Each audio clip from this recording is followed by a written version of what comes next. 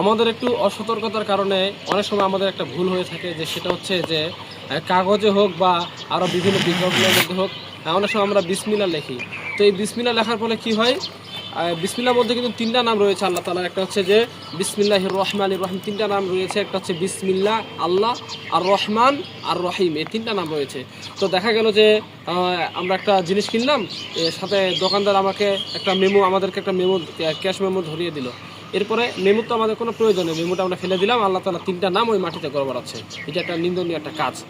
হ্যাঁ, অনেক সময় আবার এই আল্লাহ তিনটা নাম সহকারে বিসমিল্লাহ বাক্যের মধ্যে আল্লাহ তাআলা তিনটা নাম আছে, এই আল্লাহ তাআলার তিনটা নাম সহকারে বাক্যটি ওই মাটির মধ্যে পড়ে থাকে, অনেক সময় আর কি পদধূলিত হয়। এটা একটা মন্দ একটা কাজ, এটা থেকে আমাদেরকে সতর্ক হতে হবে।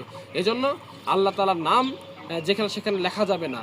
তো অনেকেই এটা মনে করে যে যে কোনো কাজের শুরুতে বিসমিল্লাহ বলে শুরু করাটা ভালো। হ্যাঁ, অবশ্যই ভালো। তবে যে জায়গাতে বিসমিল্লাহ ব্যবহার করলে বিসমিল্লাহর পরবর্তীতে অবমাননা হতে পারে, এমন জায়গাতে বিসমিল্লাহ আমরা লিখবো না, আমরা বিসমিল্লাহ ব্যবহার করবো না এমন জায়গাতে।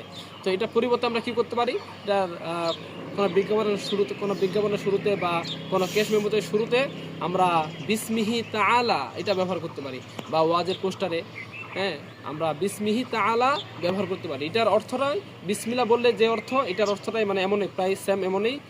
বিসমিল্লাহির রহমানির রহিম, শুরু করছি আল্লাহর নামে যিনি পরম করুণাময় অসীম দয়ালু।